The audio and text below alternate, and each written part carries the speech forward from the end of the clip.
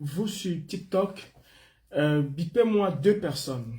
Deux personnes, Kanwa, le chaton, et Fadil Djamal. Bipez-moi ces deux personnes-là parce que j'ai deux mots à leur dire. Bonjour, bonjour à tout le monde. Bonjour à vous. Bonjour au peuple de la résistance. Je prends la parole ce matin. Pour parler du Cameroun, bien sûr. Et surtout parler de deux personnes, de deux menteurs patentés. Parler de la destruction de ce que nous avons appelé la lutte pour le changement. Vous savez, ce n'est pas parce qu'on fait des choses qu'on les fait bien. Et au départ, quelque chose peut être bon de sens. Et on finit par le galvauder au point où on en fait quelque chose de néfaste. Donc, la manipulation, le mensonge, le m'as-tu vu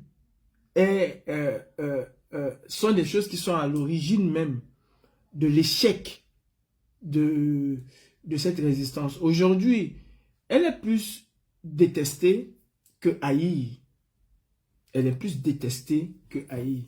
Bipez-moi Kanwa la panthère, et je dis même la panthère, Kanwa le chaton, le menteur pathologique, et Fadil Djamal.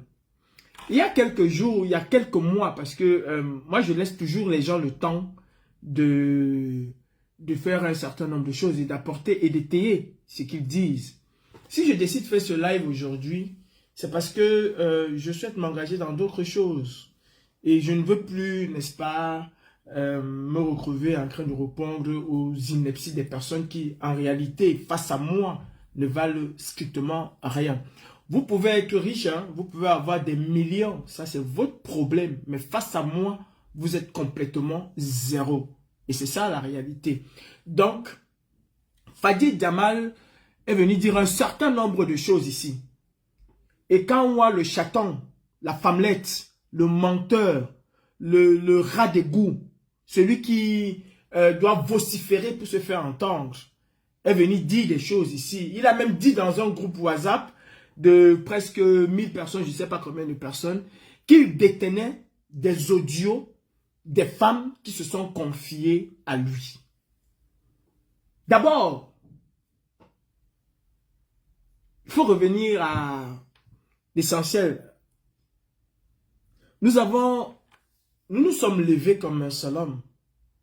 Nous avons mené un combat noble et digne. Nous avons porté très haut les aspirations des Camerounais. À aucun moment, moi, Calibri, je n'ai eu la prétention de chasser Paul Biya du pouvoir tout seul.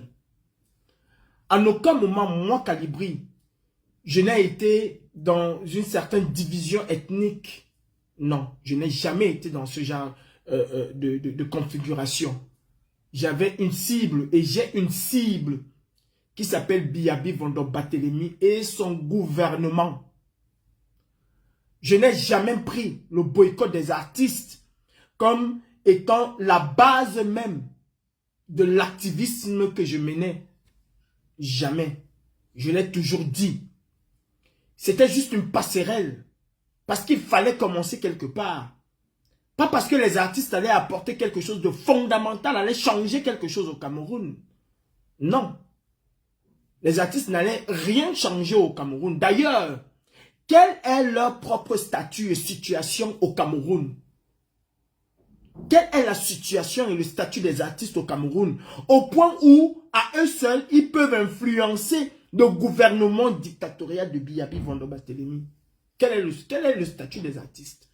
Si l'ONU, dans l'affaire Clément à Tanganamebara et l'État du Cameroun, dans l'affaire Amidou Mara Fayaya, ou encore dans l'affaire Clément à Tangana, a condamné l'État du Cameroun à un certain nombre de choses. Je dis l'ONU, celle-là même qui est censée être un peu au-dessus des États, a condamné Biya et un certain nombre de choses. Il n'a pas pu réagir. Il n'a pas pu réagir. Qui sont les artistes changer quelque chose au Cameroun. Non, c'était juste un tremplin. Il fallait commencer quelque part. Les artistes étant quand même des personnalités publiques, quand même ayant une certaine notoriété, il fallait bien commencer par eux. Donc, les artistes qui ont été identifiés comme ceux qui sont allés à la clôture de campagne de Biabi Vondo Barthélémy ont été mis sur le sceau d'un boycott. Et ce boycott avait une date de péremption qui était la fin, n'est-ce pas, des prestations de ces différents artistes. D'ailleurs, il y en a qui, d'eux-mêmes, ont désisté. Il y en a qui ont voulu aller au charbon. Manibela, je ne peux pas citer Bendeka, Katino, qui était la tête de proue, Coco Argenté, et bien d'autres, s'il faut que citer ceux-là, qui ont voulu aller au bout de leurs prestations. Ils y sont allés, ce qui s'en est suivi. Mais à aucun moment, j'entends toujours des gens dire, le boycott est l'ADN de la basse. La basse n'a jamais appelé au boycott des artistes. Il y a des énergumènes qui sont là qui disent, vous avez créé quoi? À quel moment l'avez-vous créé la basse? Quand on crée quelque chose, c'est-à-dire qu'on s'assoit, on réfléchit. À quel moment l'avez-vous créé? Je viens vous rejoindre dans un groupe avec un concept que j'ai déjà, avec un nom que j'ai déjà. C'est ça qui est la vérité. D'ailleurs, je dissous le groupe initial de la brigade anti-Sardina. Donc, ce groupe n'avait absolument rien à faire avec vous. Je le dissous pour vous rejoindre, pour qu'ensemble, que nous soyons une force. Et c'est ça qui est la vérité. Et en aucun moment, il ne s'agissait de boycotter exclusivement les artistes. Non, moi dans ma conception de la brigade anti-Sardina, dans sa création, dans sa genèse, dans sa mise en œuvre, les artistes n'apparaissaient même pas. Les artistes n'apparaissaient même pas. Je profite des artistes quand ils vont faire la clôture, que Willy de Paris les interpelle. La brigade anti-Sardina n'a jamais appelé au boycott des artistes. Je le dis encore et je le redis. Ceux qui veulent, je peux étayer mes propos. C'est le code, par la voix d'Emmanuel Kemta. Le code, avant même la création officielle de la brigade anti-Sardina, qui, je pense, si je ne me trompe, le 6 octobre appelle au boycott des artistes. La basse n'existe pas encore. Si Niat veut se prévaloir avec le créateur de la basse, ce que je lui concède, mais Niat lance le mouvement, relance le mouvement, rejoint le code dans son appel au boycott, c'est après Clément Atangana, 26 octobre. C'est pas... L'initiateur du boycott de la brigade anti-Sardina, du boycott des artistes, c'est la basse. C'est le code, par la voix de son chef d'opération, Emmanuel Kemta, plus connu sous le nom de Caporal Grillé. Le boycott nous a permis d'asseoir le mouvement. Il ne faut pas dire le contraire. Et le boycott, dans sa phase initiale, dans le suivi, a été plus destructeur qu'autre chose. Il a divisé cette diaspora. Il a même divisé les combattants. Quand, en 2020, je dis à mes frères, arrêtons de faire le boycott parce que cela nous divise plus. On a l'impression que au moment d'aller voter, c'est nous qui allons aller voter. Non, ce sont des Camerounais que nous sommes en train d'osclaciser d'une certaine manière. Ce sont les Camerounais que nous sommes en train de blesser. Ce sont les Camerounais que nous sommes en train de dresser les uns contre les autres qui iront voter. Pour la plupart d'entre nous qui caquillons sur les réseaux sociaux, nous n'avons aucun droit de vote au Cameroun. Donc, il faut arrêter un certain nombre de choses. Il faut penser plus large. Vous avez chassé les Camerounais de cette résistance en vous appropriant le mouvement, en cherchant à tout prix à faire un clivage Betty-Bamileke alors qu'il n'en était pas question. Je vous invite à regarder les premières marches. Je vous invite à regarder les premières marches de contestation. C'était noir de monde. Il n'y avait pas de clivage Bamileke, Betty. Il y avait des Camerounais qui s'indignaient pour le changement. qui voulait un changement au Cameroun, qui en avait marre de Biabi Vando Barthélemy et de sa clique. Ils sont descendus par milliers dans les rues de Paris, protester contre ce gouvernement. Il a fallu qu'on vienne leur imposer une certaine hiérarchie, un certain leader. Et tout est parti en couille. De 5 000, on s'est retrouvé à 1 000, à 2 000, à 500, à 700, à 300, à 50, finalement à 10. On n'a pas pris le temps de réfléchir, de comprendre, d'essayer de comprendre ce qui n'a pas marché. Et pourquoi ça n'a pas marché. On a persisté. En 2020, quand je dis qu'il faut arrêter le boycott, en 2020, quand je dis qu'il faut responsabiliser les Camerounais, au lieu de chercher tout le temps à se substituer aux Camerounais, j'ai été traité de tous les noms. J'ai vendu le combat, j'ai fait ceci, j'ai fait cela. En parlant de vendre le combat, je suis dans un plateau avec Stéphane Tchoumbou. Je demande à Emmanuel Macron la libération des prisonniers politiques, à l'instar de Rosange Dimeni et de ses amis qui ont été emprisonnés à Banganté sous ordre de Ketia Cortés.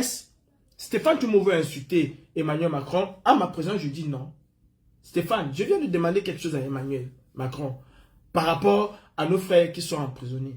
Laisse d'abord qu'on libère et ensuite tu peux taper Emmanuel Macron. Ou si tu veux insulter Emmanuel Macron et la France, qu'est-ce que j'en ai à foutre? Parce que moi-même j'insulte la France. Je dis ce que je pense de la France. Mais en ce moment-ci, ma présence est plus défavorable pour ces prisonniers-là qu'autre chose. Donc, je ne peux pas m'asseoir à côté de toi. Il est venu vous dire ici que j'ai dîné avec Emmanuel Macron. J'ai entendu ce même menteur pathologique dire à quelqu'un, je ne peux pas te laisser dire un certain nombre de choses sur mon plateau. Parce que Kano voulait parler des Américains. Je dis à Stéphane, pourquoi vous aimez la manipulation comme ça? Aujourd'hui, tu dis à Kano qu'il est en train de partir pardonner les Américains. Quand la base UK était dans le Parlement européen, américain, parlait avec les responsables américains pour les interpeller exactement comme Kano sur la situation du Cameroun, pour les mettre face à leurs responsabilités. Dis-moi, pourquoi tu n'as pas dit qu'ils étaient en train de pardonner? Pourquoi tu n'as pas dit qu'ils étaient en train de pardonner? Tu oses dire que nous allons lever le peuple. Qu'est-ce que vous faites pour que ce peuple-là se lève? Vous n'avez pas été capable de lever le peuple pendant que Kamto était chassé à Douala comme un rat. Vous n'avez pas été capable de lever le peuple pendant que la Cour constitutionnelle, de manière illégale, enlevait la candidature de Kamto, déboutait Kamto. Vous n'avez pas été capable de chasser Kamto. Quand est-ce que vous allez être capable? Des opportunistes comme vous. Qu'est-ce que vous avez fait pour préparer le peuple? Rien du tout. Vous m'avez livré à la vindicte populaire. Vous avez tout dit de moi. Vous avez fait des panels et des panels de mensonges à longueur de journée pour parler de moi. Écoutons Kawala Panthère, quand quelques temps après, il s'est rendu compte que, effectivement, les boycotts ne servaient à rien. Écoutons un peu Kawala Panthère. Des artisans où j'ai dépensé, j'ai mis mes voitures en main. Kawala Panthère, tu n'as jamais été un des artisans de la brigade anti-Sardinat.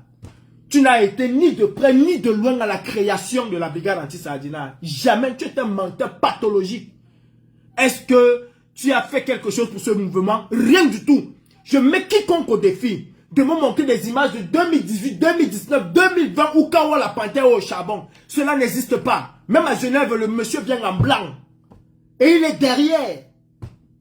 Écoutons-le quand même. J'ai mis mon argent, mon essence pour aller faire les boycotts. J'ai terminé. On ne boycotte plus personne. Vous allez arrêter. Vous allez arrêter le matu vu. Il n'y a plus de matu vu. Il n'y a plus, c'est terminé. Laissez les Camerounais faire ce qu'ils ont à faire. Laissez les Camerounais choisir qui ils veulent faire. On a créé un mouvement en 2018. Ça a marché. Il y a eu des problèmes. Aujourd'hui, nous sommes en 2023. On ne doit pas continuer. Quand ça ne marche pas, on se remet en question. Remettons-nous en question. Je me suis remis en question. C'est pour ça que je vous fais ce live. C'était ce soir. Je me suis remis en question. Quand on fait quelque chose et que ça ne marche pas, on se remet en question. Là, c'est pas Calibri qui parle. Parce que quand Calibri a parlé de ceci, a dit exactement la même chose en 2020. Ce même Kawala Panthère et toutes ces bandes de frustrés, de poils d'araignée au niveau de leurs entrejambes m'ont traité de tous les noms. Ça, c'est Kawala Panthère qui parle. 3 ans après Calibri. 3 ans après que j'ai fait un constat, j'ai dit, mais on est en train de plus se diviser qu'autre chose. Comme je l'ai dit tout à l'heure, ceux qui iront voter, ce sont les Camerounais. La majorité de ces gens qui se disent combattantes ou combattants, la majorité n'ont aucun droit de vote. La majorité de ceux qui babadent piaillent sur les réseaux sociaux là, nous n'avons aucun droit de vote. Mais comment est-ce que nous n'avons pas de droit de vote et nous prenons en otage ceux qui ont la capacité de voter? C'est pas possible. À Paris, aux dernières élections, combien de Camerounais sont allés voter en réalité? Même pas 2000 Camerounais. Chiffre officiel. Même pas 2000 Camerounais. Je dis, mais attendez, il y a un problème. Nous sommes encore plus divisés qu'en 2018. Et on continue dans les mêmes choses. Voilà Kawa Lapontaire qui dit en 2023 que c'est de la manipulation, que c'est du m'as-tu vu. Dis-moi Kawa Lapontaire, que s'est-il passé entre 2023 et 2021 pour que tu sois encore la tête de proue? S'il faut le dire. Que tu sois encore la tête de proue du boycott qui n'a pas marché en 2023. Parce que tu fais le constat toi-même qu'en 2023, ça n'a pas marché. Qu'est-ce qui s'est passé? Qu'est-ce qui s'est passé? Justement parce que vous n'avez strictement rien à présenter aux Camerounais. Vous n'avez strictement plus rien à présenter aux Camerounais. La seule chose qui peut vous permettre d'avoir une certaine visibilité, parce que c'est devenu le combat. Tu vois quelqu'un qui te dit que bravo les gars, en 6 jours, j'ai 6 millions de personnes qui ont vu mes posts. Mais vous vous rendez compte dans quoi nous sommes à la course effrénée aux millions de vues, aux j'aime, au ceci, au cela, mais pas au combat. Mais comme nous sommes tous des idiots pour la plupart, bravo grand combattant, oh bravo les gens te suivent. Est-ce qu'on mène un combat parce qu'on cherche les vues? Ou alors est-ce qu'on mène un combat parce qu'on veut convaincre une ou deux personnes? On mène un combat parce qu'on veut convaincre des gens. Peu importe le nombre de vues, on mène un combat parce qu'on veut convaincre les gens. Et à cela, je suis fier de moi. Je suis très fier de moi. Quand j'étais devant l'ambassade du Cameroun en 2018, il y avait combien de personnes qui me suivaient? La majorité d'entre vous m'insultaient. Ceux qui sont aujourd'hui combattants là, la majorité d'entre vous m'insultaient. La majorité. Mais il a fallu que M. Kamto arrive pour que vous vous découvriez activiste. Où en est-on aujourd'hui? Où en est-on? Vous savez, vous avez détruit le MRC. Et vous ne prenez pas conscience. Vous ne prenez pas conscience que vous avez plus fait du mal à la résistance qu'autre chose. Comme la Panthère le dit si bien, ça n'a pas marché. Ça détruit. Ça n'a pas marché. Et quand ça ne marche pas, on fait un constat. Il le dit, il a fait le constat. Et il a eu toute la lucidité de dire que il faut arrêter avec ça. C'est du m'as-tu vu.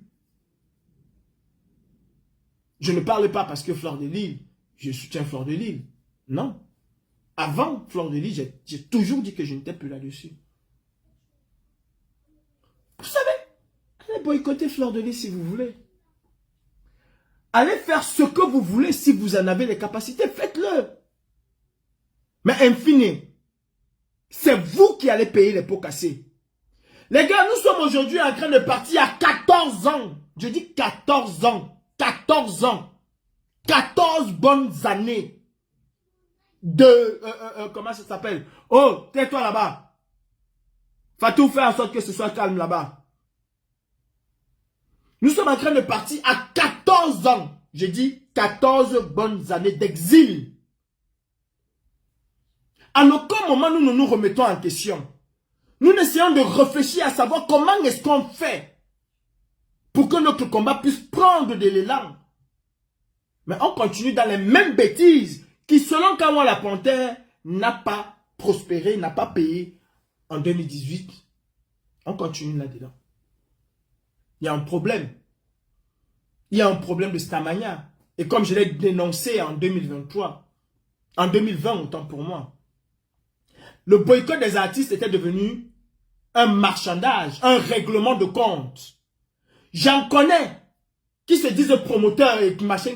Et moi, quand je parle des choses, hein, j'ai toujours les preuves de ce que je dis. J'en connais qui m'ont même appelé pour orienter mon boycott quelque part. Et j'ai demandé, mais attendez, vous êtes malade ou quoi? Il y a quelque chose qui ne va pas dans vos têtes.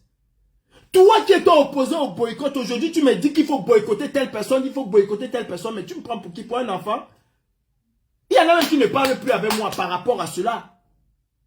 Il y a un règlement de compte entre producteurs, entre promoteurs et entre brigadiers. Il y a un véritable règlement de compte à l'intérieur de cette histoire. Ce n'est pas un boycott. Ce n'est plus le boycott. Cela a cessé d'être un boycott depuis. Et j'en ai fait le constat et je l'ai dit ici. Tu ne vas pas me cacher pour le dire. Fleur de Lille peut changer quoi au Cameroun?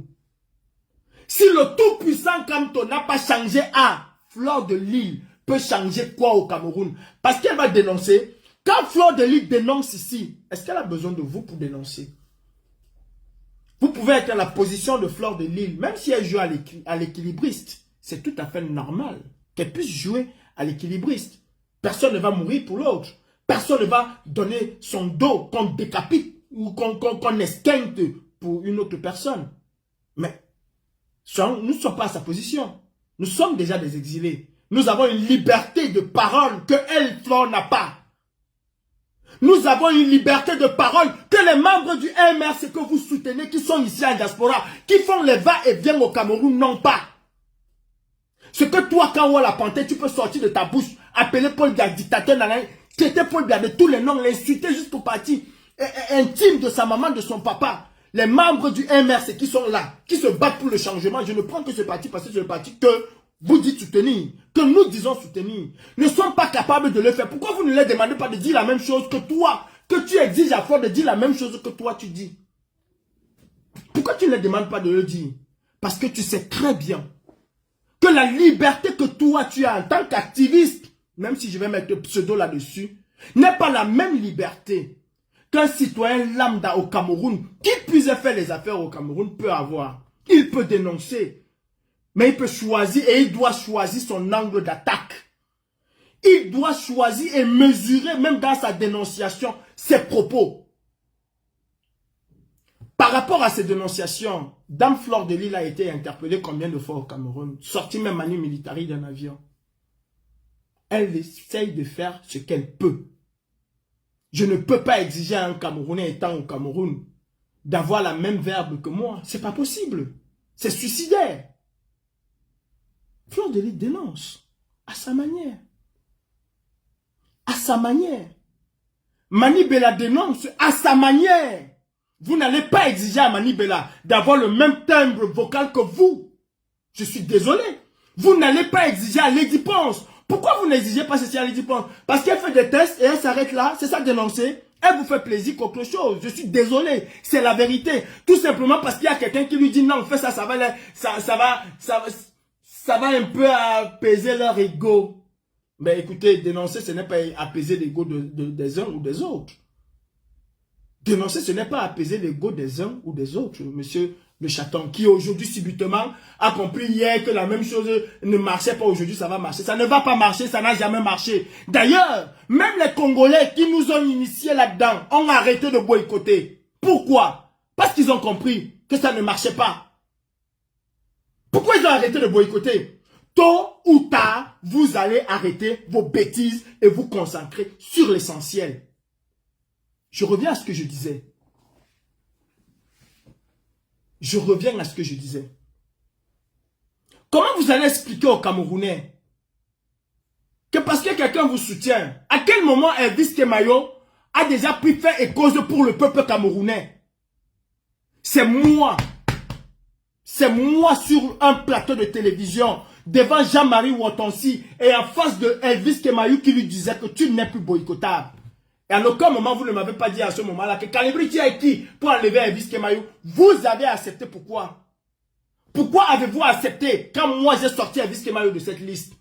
Elvis Kemayo est capable d'aller chanter avec Ketia Cortez pour le RDPC. Et vous lui trouvez quand même des excuses. Vous trouvez quand même des excuses à Elvis Kemayo. Une fois, deux fois. Il vient vous dire que non, on m'avait trompé. Mais on ne t'avait pas trompé quand tu prenais l'argent. Quand tu t'es rendu compte qu'on t'a trompé, tu n'as pas remis l'argent. Mais vous avez dit, non, on a déjà géré ça entre nous. On a pris la décision. Elvis Kemayo n'est pas boycottable. Mais les autres, Si c'était Mani Bella qui s'était retrouvé là comme ça, même dans sa maison, vous l'aurez cherché. À un moment, il faut qu'on arrête avec cela. Ça divise plus qu'autre chose. Avant de revenir sur Kanwa le chaton, il y a une dame ici qui s'appelle Fadil Jamal. Une frustrée, une refoulée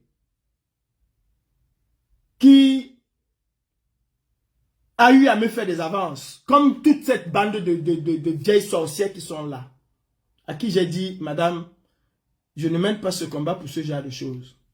Fadil Jamal, et je vais vous montrer ici que ce combat est fait de manipulation, de mensonges et de haine. Et vous dites soutenir M. Kamto qui est lumière. C'est incompatible. Votre Ndoutou, la malchance que vous avez, vous le transportez directement sur M. Kamto. S'il a été éliminé, hein, ce n'est pas parce qu'il n'est pas parti aux élections présidentielles et nanani, aux élections législatives. Non, non, c'est pas pour ça. C'est à cause de vous. C'est à cause de tout ce que vous avez fait. C'est à cause de toutes les mauvaises choses que vous avez faites. Cette manipulation, cette haine viscérale que vous avez contre certaines personnes pour rien. Pour rien. Fadil Jamal, j'attends toujours que tu apportes la preuve aux Camerounais que c'est toi qui as fait ma carte vitale et aussi ma carte bancaire, ma carte d'épargne, mon livret A. J'attends que tu apportes la preuve aux Camerounais, Fadil Jamal, que c'est toi qui est à l'origine de la fabrication de ma carte vitale. Parce que ton père et ta mère s'appellent préfecture. Parce que ton mari était milliardaire et c'est lui qui commande les institutions en France au point de casser les règles pour faire plaisir à sa pétasse de femme. J'attends que tu m'apportes ces preuves-là. Je vous ai dit, je vous ai toujours respecté, même si j'ai refusé à un certain moment vos avances et que j'ai toujours su le refuser avec beaucoup de tact et de grandeur. Je ne suis pas une personne vénale. Je ne suis pas une personne vénale. Je suis quelqu'un, je me respecte beaucoup. Sauf que quand je vais faire des problèmes avec quelqu'un, je sais entrer dans la boue. Je sors de la boue. Quand moi, le chaton vous a dit que je viens de Makéa et que Makéa ne peut jamais quitter dans la tête d'un enfant de Makéa, c'est pas faux. Un enfant de Nebel reste un enfant de Nebel.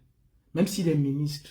Si ça ne va pas, il revient au quad et vous faites le rora. C'est-à-dire, il te montre que j'ai grandi dans le chaudron. Chez nous, quand ça n'allait pas, on se mettait corps à corps, on se tabac correctement. On se tape et tu connais que celui-ci là, c'est mon supérieur en coup de poing. Je peux être même son grand frère mais, ou son petit frère, non. C'est mon supérieur en coup de poing et je dois lui donner le respect. Comme ça qu'on a grandi. C'est comme ça que moi j'ai grandi. Fadil Jamal, est-ce que tu connais en quelle année j'obtiens ma carte vitale? Est-ce que tu connais même par quel concours de circonstances j'obtiens ma carte vitale? Je vous ai dit que je suis un enfant béni. C'est pour ça que tout ce que vous avez pu dire contre moi n'a jamais marché. Et j'ai la force. Croyez-moi, j'ai la force. I'm so thin. Je suis très maigre. Je suis petit. Mais I have a power. Que ce soit à Makéa, que ce soit à 3 mois, que ce soit à... J'ai la force. Et je n'avais pas besoin. Allez demander à Siakam qui lui faisait les arts martiaux.